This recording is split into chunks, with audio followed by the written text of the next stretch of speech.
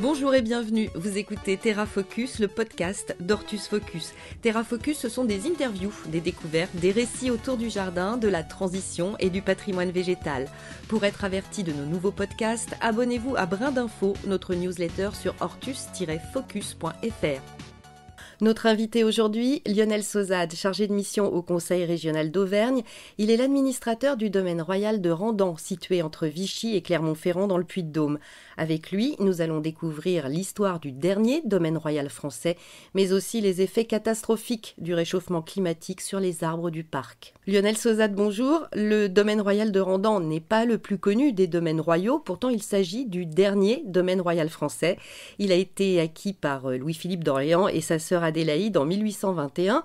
Pourquoi ont-ils acheté ce château ? Quand le domaine est acquis par cette famille, ils achètent à l'origine le vieux château de Randan pour le réhabiliter en une résidence de vacances. À l'époque, donc, il y a 40 hectares qui entourent ce château, mais ces 40 hectares sont tous cultivés, affermés, et donc il y a des labours, des vignes, des vergers, bref, un paysage lié à la polyculture, mais aucun parc d'agrément. Le seul élément préexistant, c'est la grande avenue qui reliait le village au château lui-même. Donc les Orléans achètent le château et là ce sont les grands travaux qui commencent. Louis-Philippe et Adélaïde d'Orléans demandent à leur architecte, Pierre-François Léonard Fontaine, d'aménager, de concevoir un parc paysager autour de cette résidence qu'ils vont réhabiliter. Et donc, ils vont progressivement reprendre la jouissance des 40 hectares qui entourent leur château et très rapidement, ils vont entreprendre la création d'un grand parc paysager, c'est-à-dire que voilà, on va planter des milliers d'arbres pendant plusieurs années, on va créer un réseau d'allées, cavalières ou piétonnes, on va créer des points de vue, on va créer des promenades, on va créer des bassins, on va créer des étangs. Voilà, donc des travaux très très importants. On peut parler d'une création ex nihilo. Mais la famille d'Orléans ne s'arrête pas là, elle se lance dans le rachat des terrains alentours, c'est bien ça ? Ils ne vont pas se contenter de ce 40 hectares puisqu'ils vont très progressivement racheter des centaines de petites parcelles qui entouraient ces 40 hectares primitifs. Et quand ils ont acquis une masse de terrain suffisamment importante, eh bien, ils la font aménager, c'est-à-dire ils étendent progressivement le parc, à un tel point que, donc, dans sa forme définitive, le parc atteint une superficie de 110 hectares. L'un des avantages aussi de cette acquisition, ça va être donc de permettre de mettre en communication directement le parc d'agrément et le domaine forestier de 8000 hectares qui leur appartenait. Et donc, comme le parc n'était pas vraiment clôturé, on passait de manière imperceptible du parc d'agrément au massif forestier. Voilà. Le parc a-t-il les mêmes dimensions aujourd'hui ? Le parc lui-même existe dans sa superficie quasiment entière. On a perdu 10 hectares, mais c'est une perte ancienne qui date du début du XXe siècle. C'est au moment de la construction de la voie ferrée entre Vichy et Clermont-Ferrand, du moins d'un raccourci de la voie ferrée. La voie ferrée a traversé la partie basse du parc et donc il y a une bande de 10 hectares qui a été dissociée à ce moment-là du reste du parc. Lionel Sauzade, et le château, dans quel état est-il aujourd'hui ? Le château de Randan a été en partie détruit par un incendie en 1925 et cet incendie va marquer le déclin de cette propriété qui va durer quasiment 80 ans, voilà. Et depuis donc que le domaine appartient au conseil régional, eh bien, le parc est progressivement réhabilité, mais voilà, certains éléments n'existent plus qu'à l'état archéologique. On a un petit peu de mal à imaginer Randan dans sa splendeur passée.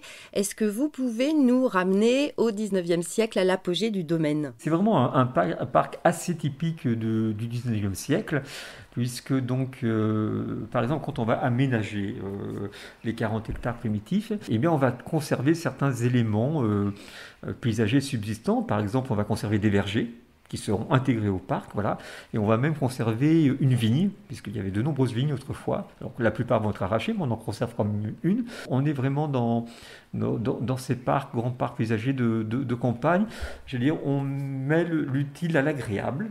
Et donc, on va avoir un mélange, même s'ils sont secondaires, on va trouver ce qu'on peut appeler des jardins de rapport à l'intérieur même du parc. Il y avait effectivement à proximité immédiate du château un grand potager, voilà, dont il subsiste la trace, notamment il subsiste de bassins. Il y avait une grande orangerie, des serres chaudes, puisque durant la belle saison, il y avait près de 150 orangers qui faisaient vraiment l'agrément des abords du château à la belle saison. Des serres chaudes vont être restaurées. Est-ce qu'elles ont une grande valeur historique? Ces serres sont très très importantes historiquement, hein.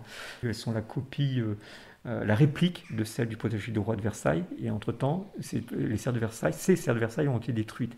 Voilà, donc c'est un témoignage historique tout à fait intéressant. Alors on trouve aussi dans les archives l'existence d'une vacherie. C'était quoi? La vacherie, c'était pour la production de laitage.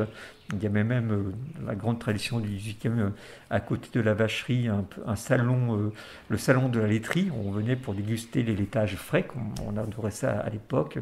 Voilà, les fromages blancs, le beurre, les yaourts, etc., etc. Quels sont les arbres plantés à Randan au 19e siècle, à l'apogée du domaine? C'est des milliers d'arbres qui vont être plantés. D'ailleurs, on va avoir des difficultés, hein. On va les s'approvisionner dans la Loire, jusque du côté de Lyon. Il n'y a pas de volonté de faire de Randan du tout un arboretum. Voilà. Donc, on va plutôt planter des essences indigènes. On va retrouver beaucoup de chênes, puisque la forêt de Randan est une chênaie. Et puis après, on va retrouver voilà, des essences qu'on retrouve de manière générale dans la région. Ponctuellement, on voit apparaître des sujets un peu plus originaux, un peu plus de collection, mais ça reste très, très, très ponctuel à l'époque. C'est plutôt la seconde moitié du 19e siècle qu'on va voir apparaître toutes les variétés qui sont classiques dans les grands parcs paysagers de la seconde moitié du siècle, séquoia, cèdre, ginkgo biloba, voilà, des choses comme ça. Est-ce qu'il y a eu aussi à Randan des parterres fleuris, des rosiers, des massifs? Il y avait des fleurissements d'abord sur les terrasses sud du château. Donc sur le niveau supérieur, c'est-à-dire juste celui qui est au pied du château, il y avait ce qu'on appelait un parterre à l'anglaise, c'est-à-dire des parterres de pelouse entourés de mixed border. Voilà. Ensuite, second niveau très important, qui était le jardin italien, qui est un niveau très pentu et dont la caractéristique principale était d'être entièrement couvert de rosiers. Rose du Bengale, et on a une très belle lettre de la reine Marie et Amélie qui dit que au printemps ça embaume la rose dans tout le château. Et puis dernier niveau, donc complètement en bas des terrasses, il subsiste aujourd'hui un grand bassin et autour de ce bassin il y avait un jardin fleuriste. Lionel Sauzade, les arbres du domaine souffrent-ils du réchauffement climatique? Est-ce que vous avez pu constater des dégâts, des changements ces dernières années? On n'est pas dans des hypothèses, on n'est pas dans du lointain, on est dans de l'immédiat, dans du quotidien et dans des problèmes qui s'accentuent, qui s'ajoutent les uns aux autres. Randan est situé bien implanté sur des collines, mais des collines qui sont limitrophes de la plaine de la Limagne. Les dernières études très récentes sur les perspectives de réchauffement concernant ce secteur de la Limagne sont vraiment très défavorables, avec une augmentation de la température supérieure au reste de l'Auvergne, on va dire. Le parc qu'on a pu connaître il y a 20 ans n'est plus du tout n'est plus exactement le même que celui qu'on connaît aujourd'hui. D'abord parce qu'on a depuis 4 ans maintenant des hivers extrêmement secs, et donc avec des déficits pluviométriques qui entraînent des dépérissements d'arbres de manière assez inquiétante. Le parc n'a pas été entretenu pendant une centaine d'années. Est-ce que sa sénescence explique en partie la mort de certains arbres? Donc il y a aussi beaucoup d'arbres qui arrivent à maturité et qui ont enfin vie. Mais malgré tout ça, on voit quand même très nettement les problèmes s'accumuler. Alors à la fois c'est directement dû à la sécheresse. Je pense notamment on avait de très beaux hêtres et le hêtre dans nos secteurs, c'est terminé. Voilà, là, ils disparaissent vitesse grand V. Il y a le grand séquoia qui était qui avait été classé comme arbre remarquable et qui était, j'allais dire, un des chefs-d'œuvre de la nature du parc de Randan, eh bien, est mort suite à la sécheresse. On a remarqué son déclin a commencé avec la sécheresse de 2003. C'était vraiment le cap. Et après, ça n'a fait que se dégrader. Il avait été planté dans les années 1870-1880. Je crois que vous avez perdu aussi beaucoup de résineux. Hein. Alors, il y a la sécheresse, et puis il y a la sécheresse, eh bien, il y a le développement de différentes maladies. Autrefois, dans le parc, il y avait énormément de résineux. Il y avait vraiment cette volonté, ce qu'on appelait à l'époque les arbres verts. Alors, ces arbres verts, ces résineux ont disparu d'abord parce que toujours pareil, le parc n'ayant pas été entretenu pendant de longues années, eh bien les feuillus ont dominé les résineux ont disparu, mais il en restait quand même pas mal, et notamment de magnifiques pins laricio immenses, et puis des épicéas, et on a vu apparaître le scolite qui est en train de ravager les résineux, et qui ne s'attaque pas qu'à l'épicéa. On a des pins qui sont attaqués par le scolite. Il y avait énormément autrefois d'ormes dans le parc de Randan. Pratiquement toutes les allées, les grandes allées étaient bordées d'alignements d'ormes. Donc vous le savez, les ormes ont disparu avec la graphiose dans les années 60-70. On a 2-3 miraculés dans le parc. Vous savez que certains ormes rares ont résisté à la graphiose. Ce sont un peu des sujets résistants. Mais bon, les ormes ont disparu.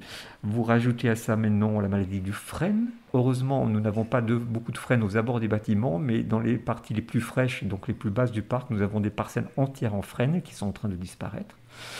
Et se rajoute depuis 2-3 ans maintenant la suie de l'érable. Et là aussi, nous avons énormément d'érables dans le parc.